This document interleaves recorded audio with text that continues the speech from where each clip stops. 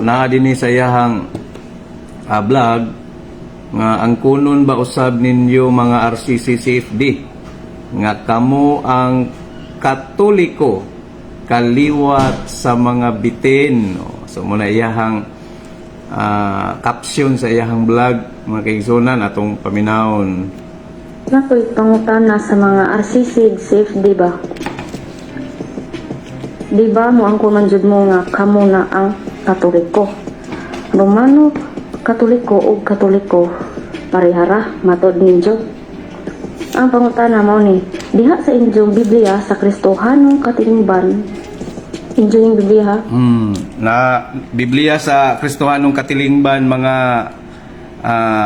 Katolikanhong panalipod nata diri gihuptan nato nga Kristohanong katilingban nya iyang gigamit wa man gihuptan gud ni si Inday Angel Faith iya man ning gipost ning picture dire, no?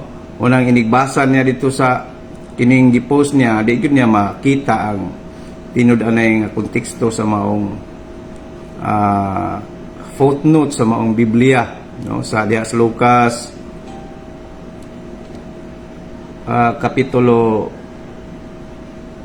3 nya bersikulo 7 mga kaigsoon atong padayonon.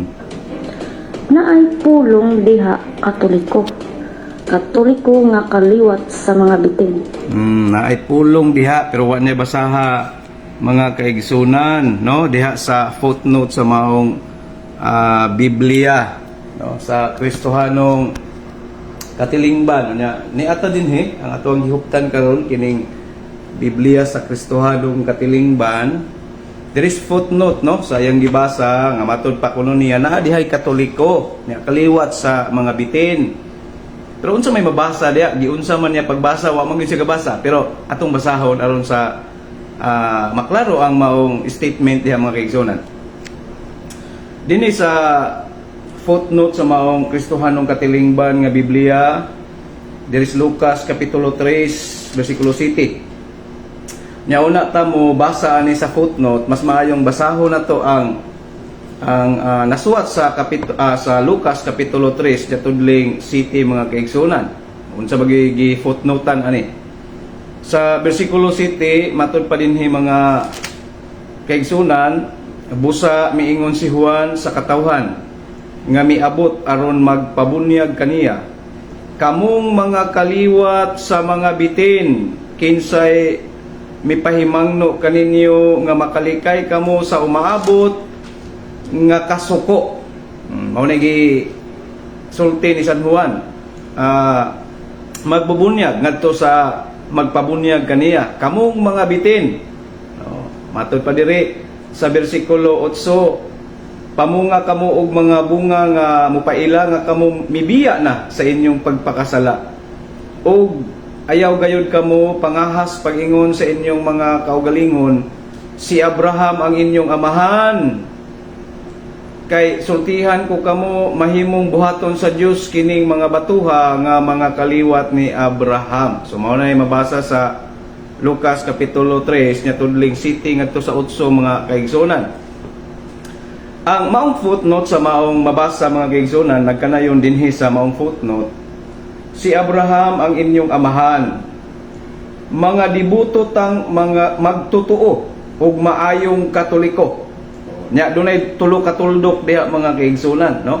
Nagpasabot di na siya sumpay ha, tulo ka tuldok. Nagpasabot nga dunay gipasabot sa maong basahon nga wa makarga diha sa footnote, no? Kay dunay may ellipsis diha.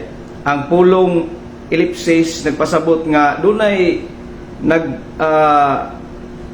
dunay kana bitaw gitawag na to og nagpaluyo nga nagpasabot sa maong gifootnotean, no? Mabasa nato sa Lucas kapitulo 3 bersikulo 7. Ang mabasa diri mga kaigsunan dunay ellipsis ni ang sumpay sa maong ellipsis tulo ka tuldok matud pa dinhi og kaliwat sa mga bitin. Pero ang mga kaigsunan nato nga dili Katoliko, ilang basahon diretso, wa nay hunong-hunong. Kay ang mabasa diri mas lamukutlo aron sa pagdaot simbang Katoliko, matud nila dinhi nga mga dibuto tang magtutuo ug maayong Katoliko o kaliwat bitin, kaliwat sa mga bitin. So ilang isumpay. Oh. So kinsa man ning giingnan ni San Juan? Mga Katoliko ba ni? Ang giingnan ni San Juan sa kapitulo 3, bersikulo 7 San Lucas, mga kaigsunan? Dili. Oh, dili mao ang giingnan ni San Juan nga mga Katoliko kita.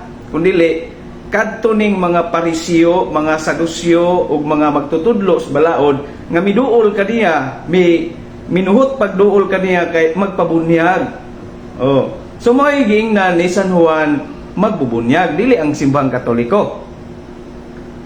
Nadugang pa nini mga kaigsunan diri sa Mateo kapitulo 3, no? Diri sa San Mateo kapitulo 3 nya tudling city mao man ni siya paralel nga basahon. Suwat ni San Mateo nga kinsa may giingnan ani ni San Juan magbubunyag kining mga kaliwat sa bitin. Kaya ato naman itong nabasa kaganina nga diya sa bersikulo 7 sa San Lucas, nabusa miingon si Juan sa katawhan nga miabot aron magpabunyag kaniya kamong mga kaliwat sa mga bitin. So ang footnote dito mga kaigsunan, lainon pagsabot sa mga dili Katoliko, labi na gyud si Inday Angel Faith Defend, no? So si Inday Angel Faith Defend mga kaigsunan, iyang gi hulagway, iyang gipasangin lang simbahan nga mao ni siya ang kaliwat sa bitin. Kay mabasa man kamong mga kakitang Katoliko, no? Matud pa dinhi sa maong teksto mga kaigsunan. Kung atong basahon ang maong teksto, matod pa dinhi sa footnote, no, sa San Lucas kapitulo 3 tudling city, mga dibuto tang magtotoo og maayong Katoliko og kaliwat sa mga bitin. So therefore ang Katoliko kaliwat nas bitin. Mao nay pasiatab sa mga nagkalain-laing sikta, labi na si Inday Angel Faith Defend, no? Nakita man nato iyang vlog. So Katoliko may gipasanginlan ang mga igsunan. Ang konteksto ani dili Katoliko may giingnan nga kita, no? Ang giingnan ani ang mga Saduseo, ang magtutudlo sa balaod ug ang mga Pariseo. Nara na sa Mateo kapitulo 3 nya sa mao gyapon nga bersikulo, susama sa bersikulo sa sa Lucas kapitulo 3 nya bersikulo 7. Anita city sa San Mateo. Sa pagkakita niya sa daghang Pariseo ug Saduseo nga nangadto diin siya namunyag, miingon siya, kaliwat sa mga bitin, kinsay nagsulti kaninyo nga makalikay mo sa umaabot nga silot. So mo ni konteksto, dili ang simbahang Katoliko may giingnan ana ni San Juan magbubunyag mga kaigsunan. Unya dili sa ilahang kining gitawag og Adventist Review, no? Diri sa Adventist Review gula niadtong Marso 5 tuig 1981, March 5, 1981, nga matud pa sa usa ka President General Conference nga si Neil C. Wilson sa mao nga Adventist Review mga kaigsunan. Matud pa dinhi diri sa pahina 200 diri sa page 3, no, sa page 3 sa maong basahon, matud pa dinhi mga kaigsunan atong basahon ang maong Adventist Review. Matud pa sa usa ka presidente sa General Conference nga si Neil C. Wilson, mingon siya nga that there is another universal and truly Catholic organization. So daw do na day Catholic nga organisasyon. Ha?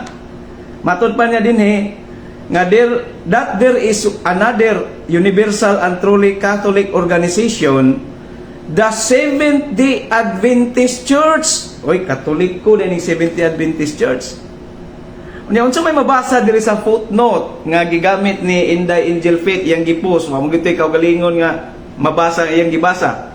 Ang mabasa din ay mga kaigsunan, matud pa din sa Lucas kapitulo 3 sa yang footnote sa Lucas kapitulo 3 unya bersikulo 7 mga kaigsunan, mga dibuto tang magtotoo og maayong Katoliko.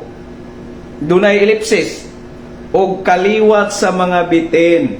Dili day kami di ay kay niangkon man sad ang Seventh-day Adventist matud sa ilahang Adventist Review gula niadtong Marso 5 tuig 1981 nga matud pa sa usa ka presidente sa General Conference nga si Wilson. Matud pa niya that there is another universal and truly Catholic organization, the Seventh-day Adventist Church. Oy, kamo di ay ning mga kaliwat sa bitin kung ipasabot ninyo nga ang bitin mao ang yawa. Dili man bitin gyud nga literal nga bitin gyud nga kanang pareha ng mga kobra, kanang mga sawa, dili man literado nga bitin.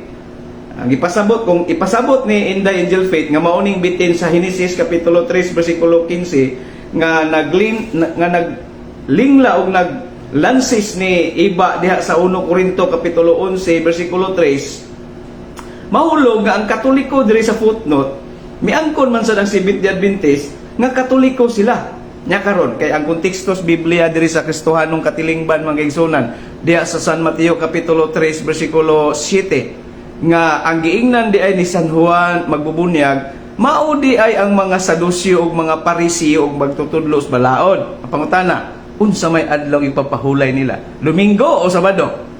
Sabado, no? So, delikado kayo ang Seventh-day Adventist ngayon kay mura og ma-shoot mas kalaha aning kalakiha mga kaigsunan kung ilang gamiton ang maong footnote sa Kristohanong katilingban kay matud pa sa presidente lagi sa General Conference, no, nga si Neil C. Wilson ni atong gula ning Adventist Review ni atong Marso 5 tuig 1981 nga matud pa niya that there is another universal and truly Catholic organization, the Seventh-day Adventist Church. Catholic man din ang Seventh-day Adventist Church. Yang giingnan ni San Juan iba ni magbubunyag mga kaigsunan ang mga Sadusyo mag mga Pariseo. Unya kay ang adlaw papahulay dili man na Domingo, Sabado man na. So kamo may matungnan nining footnote sa